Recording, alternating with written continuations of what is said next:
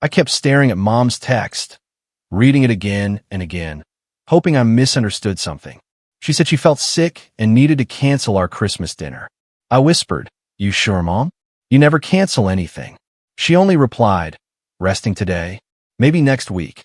Something in my gut twisted, but I tried to ignore it. I spent the whole day wandering around my small apartment, trying to distract myself.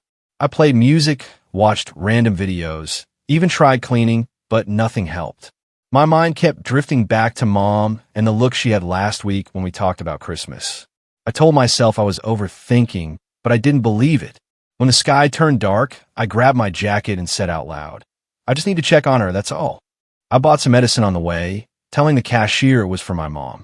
He smiled and said, "Hope she feels better soon," and I nodded, wishing I believed that. When I reached the house, the porch light was on, which felt strange for someone who was sick. I stood there for a moment, holding the medicine bag and listening to the quiet night. Then I heard something I didn't expect, soft laughter coming from inside. I frowned and whispered, "Mom, who's here?" I took a few steps closer and peeked through the side window, even though I knew I shouldn't. Warm yellow light filled the living room, and shadows of people moved around. I leaned in closer, my hand pressed against the cold glass. Then I saw her, Mom, walking across the room with a bright smile on her face. She didn't look sick at all. My heart dropped, and I whispered, "Mom, why did you lie?" I spotted movement behind her, and for a second, I hoped it was someone checking on her. But then I saw a table set with plates, candles, and the turkey I bought last week. My chest tightened as I realized what I was looking at. I whispered, "You said dinner was canceled. Why is everything ready?" I heard another laugh inside, sharper this time, like someone telling a joke about something I wasn't part of. A cold wave washed down my back as I stepped away from the window. I muttered, "Maybe there's an explanation. Maybe she didn't want guests." But the words felt weak. My phone buzzed in my pocket, and I almost jumped. It was Ryan for work asking if I was okay, but I ignored it and stared at the door. I said softly, "I should just go home," but my feet wouldn't move. I kept thinking about Dad and how he always made sure I felt included. He used to say, "Family shows up for each other, no matter what." I blinked hard and forced myself to breathe, but the cold air felt heavy. I stepped toward the door, even though my chest ached with every breath. I whispered, "Mom, please don't let this be what I think it is." I raised my hand to knock, but paused when I heard Mom speak again. Her voice sounded bright and warm, nothing like someone who canceled dinner because she was sick. I lowered my hand slowly, my breath shaking as her laughter filled the air. I whispered, "Why didn't you want me here?" I stared at the door, trying to understand what I had done wrong. But no answer came, only more voices and clinking dishes from inside. I took one step back, then another, feeling like the snow was pulling me away. My hands felt numb as I whispered, "I guess dinner wasn't canceled after all." I walked toward the streetlight, the medicine bag swinging at my side. I didn't look back because I was scared of what I might see. I just kept walking, telling myself I didn't care, even though I felt like I was breaking apart. When I reached the street, I stopped and said, "Dad, I wish you were here." I looked at the house one last time before turning away, unsure what hurt more, the lie or the laughter. I walked home slowly, wondering why love always seemed to leave me behind tonight. I reached Mom's house feeling uneasy, but when I saw the warm light spilling from the windows, my steps slowed. I whispered. She said she was sick. Why does it look like a party in there? Laughter rolled out into the cold air, and I froze. I took a shaky breath and said, "No way she's alone in there." I moved closer and peeked through the side window. The sight hit me like a punch. Mom stood in the living room wearing a bright red Christmas sweater. She was laughing with Daniel, Chloe, Mark, and Jenna. All of them wore matching sweaters, like some picture-perfect holiday card. I said under my breath, "So this was the plan?" Daniel stood at the table carving the same turkey I bought last week.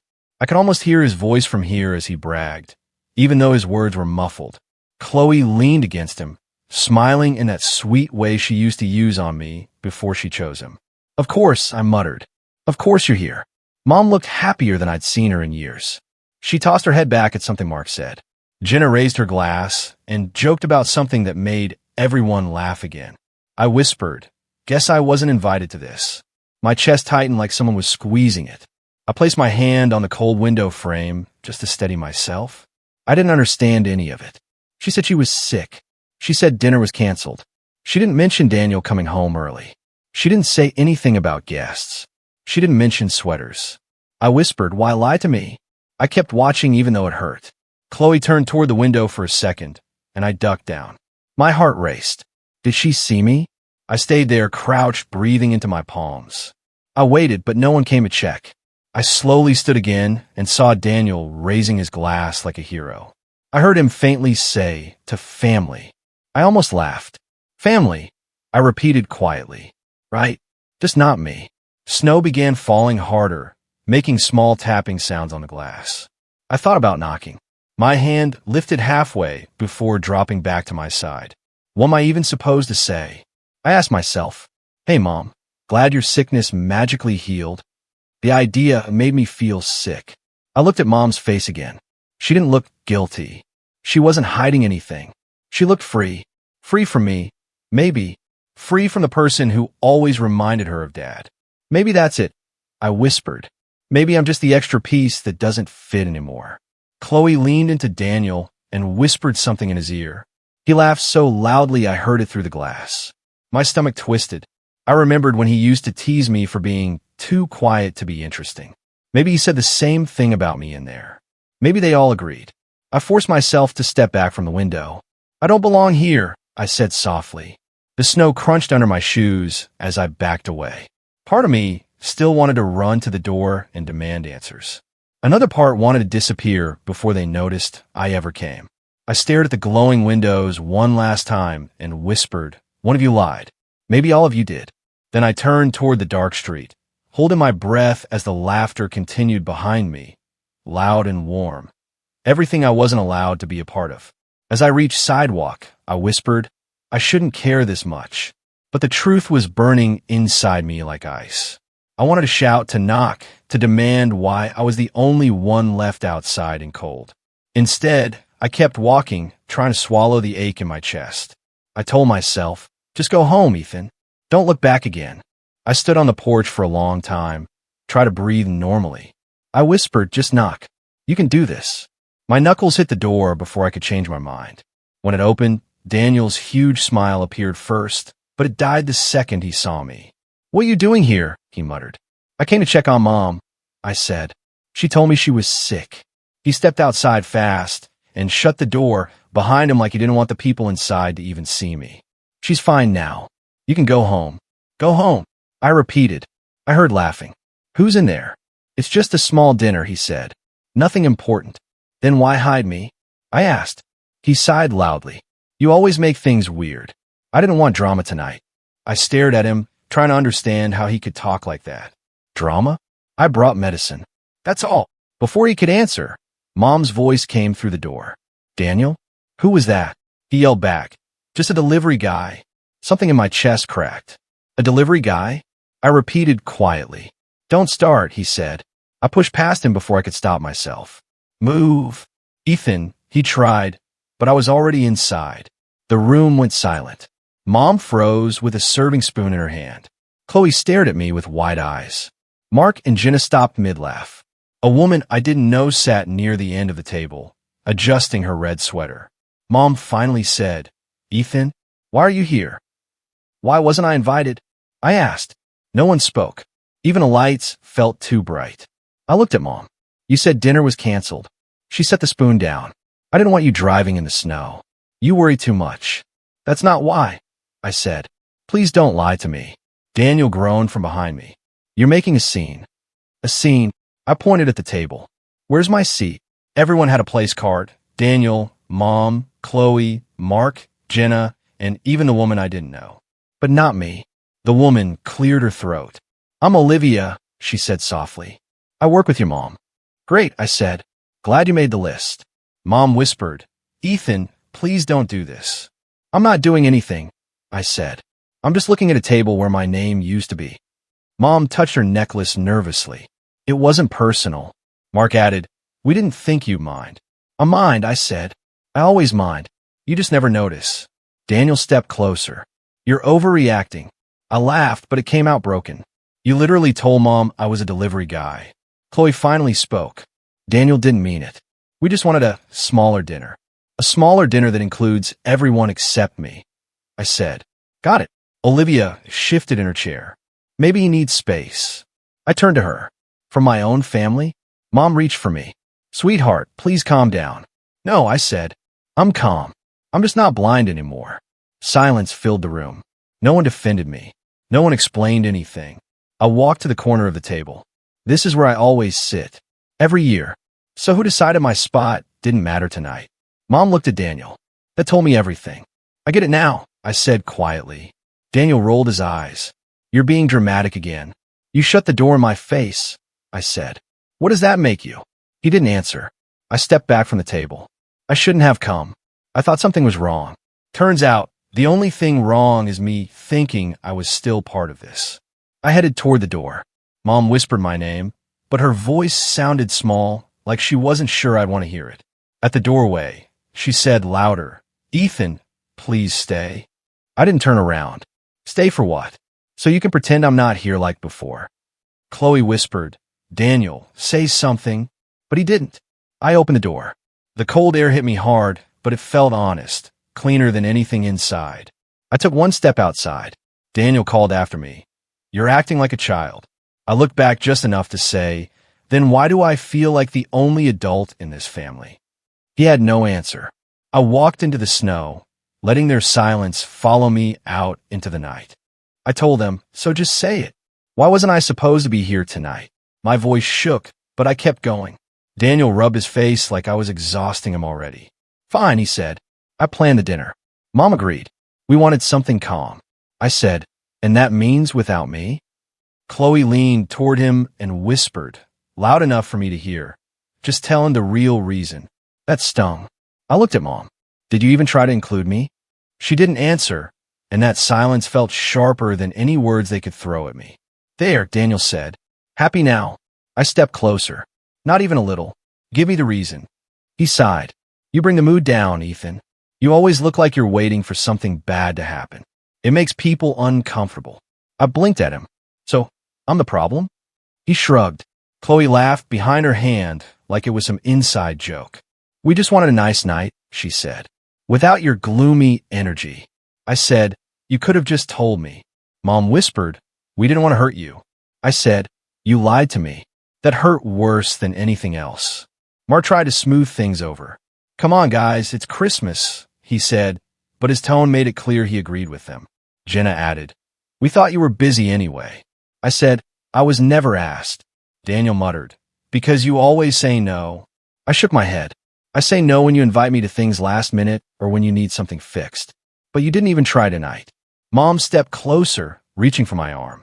We didn't want tension, she said. I pulled back. You created tension the moment you pretended I didn't exist. Olivia cleared her throat. Maybe he's overthinking, she said. I turned to her. I'm overthinking being erased. She looked away. Daniel whispered something to Chloe, and she laughed again. I said, you never expected me to show up. That's the truth, isn't it? Daniel didn't deny it. Mom whispered, we thought you needed space. I said, I needed honesty. The room felt tighter with every second. Just admit it, I said. You didn't want me here. Daniel finally said, fine. Yes. Not tonight. I nodded slowly. Good to know where I stand. I stepped back from the table. I'm done trying, I said. Mom reached for me again. Please don't leave angry. I said, I'm not angry. I'm disappointed. Daniel scoffed. Same thing. I stared at him. You have no idea what those words mean. Chloe muttered, here we go again. I said, you all talk about peace and calm, but you built this whole night on a lie. No one argued. I added, Dad would have never treated me like this. Mom flinched but didn't answer. That silence told me everything. I walked to the doorway. Mom whispered my name, but I didn't turn. I get it now, I said. You didn't forget me. You removed me. Daniel said, don't be dramatic, but his voice sounded tired, like he wanted it all to end. I said, you think I enjoy this? You think I like begging for space at own family table? No one replied. Chloe crossed her arms but stayed. Olivia looked at the floor. I reached for the doorknob. You wanted a night without me. You got it. Mom said, please don't go like this. I said, there's no other way to go. When I stepped outside, the cold wrapped around me, but for the first time, it felt honest. Cleaner than inside. I spent the entire next day replaying everything, trying to convince myself I should talk to them, fix what was broken, but the more I thought about it, the more I felt that nothing would ever actually change. When I walked into work, Ryan noticed immediately. Rough night, he asked. I sighed. Rough life. He leaned on the counter. You want to talk about it? I shrugged. Not sure talking helps anymore. He said, sometimes it's not about helping. Sometimes it's just about saying it out loud. I told him they had a whole family Christmas without me. On purpose. His eyebrows lifted. Seriously? I nodded. Daniel posted photos. Big smiles. Matching sweaters. They looked perfect. I swallowed. Perfect without me. Ryan shook his head. That's cold. I said, I don't even know why it surprised me. He tapped the counter. You deserve better than that. I whispered, do I? Because right now it feels like I'm the only one who didn't get the memo. He asked, so what are you going to do? I stared at the floor. I don't know. Part of me wants to yell at them. Another part wants to disappear. During break, he sat with me. What do you want? Not what they want, he asked. I hesitated. I want peace. I want to stop feeling like I'm begging for scraps. He nodded. Then maybe it's time you stop chasing them. Hearing it from someone else hit different. I whispered, maybe I should. That night, in my tiny room, I stared at those pictures again. My chest tightened, but not in the way it used to. It wasn't grief. It was clarity. I whispered, they don't want me. The words felt strangely freeing. I said again, louder, they don't want me. And for the first time, I believed it without feeling like I was dying. I opened my laptop and signed up for extra night shifts. When the confirmation email hit, I felt something settle in me. Then I pulled up listings for apartments. Ryan peeked over my shoulder when he passed by. Moving? He asked. I said, thinking about it. He grinned. Good. Fresh start. I told him, I don't owe them my pain anymore. He tapped my shoulder. There you go. That's the real you talking. I found a small place across town, nothing fancy but mine. When I put down the deposit, my hand shook, but not from fear. It felt like choosing myself for the first time. Ryan helped me move a few boxes after his shift. Feels weird, right? He said. I nodded. Weird but good. He asked, you gonna tell them? I shook my head. No. If they notice, they notice. If they don't, that tells me everything. He laughed gently. Fair enough. When we set the last box down, I sat on the floor and looked around the empty room. Ryan asked, how do you feel? I said, like I can breathe. He smiled. Then you made the right call. After he left, I whispered to the quiet room, I choose me. And for once, the silence didn't feel lonely. It felt like the beginning of something real. I lay back against the wall, letting the hum of the radiator fill the space. My phone buzzed a few times, missed calls from Mom, a text from Daniel asking if I was done being dramatic. I didn't answer. Instead, I said to the empty room, I'm done being invisible. The words steadied me. I walked to the window and watched the streetlights flicker against the snow. For once, the cold didn't sting. It felt like a clean slate waiting outside. I whispered, I'll build something better. My voice didn't shake. I didn't feel small. I felt like someone who finally understood that family isn't proven by blood, but by who chooses to stay. And I was choosing myself first. I was stacking cups at work when Ryan nudged my shoulder and said, You hear the latest about your brother? I didn't even look up. Do I want? He whispered, Chloe and Daniel have been fighting nonstop, like plate throwing levels. I snorted.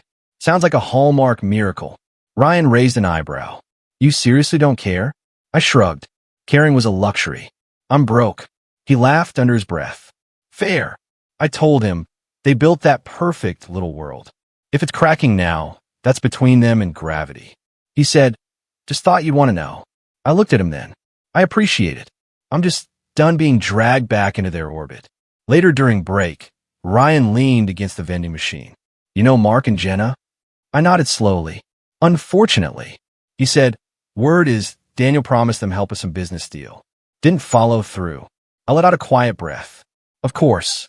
He only shows up when there's a camera or a prize. Ryan kicked the machine lightly. They're pissed. Completely done with him. I said, funny how loyalty evaporates when the benefits stop. He looked at me. You really don't miss them? I hesitated. I miss the idea of family, not the people who played the roles. He tapped his chest. Then you're doing better than they are. On my way home, my phone buzzed. A single message from Mom sat on my screen. Hope you're doing okay. Haven't heard from you. Miss you. I stared at it until the screen dimmed. Ryan asked me the next morning, you gonna reply? I shook my head.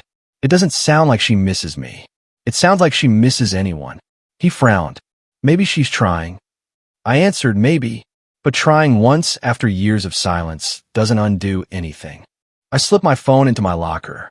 If she really wanted me in her life, she wouldn't have erased me from that dinner table. Ryan whispered, you're allowed to protect yourself. I nodded. For the first time, I actually am. The call came later that night, just as I was locking my new apartment door.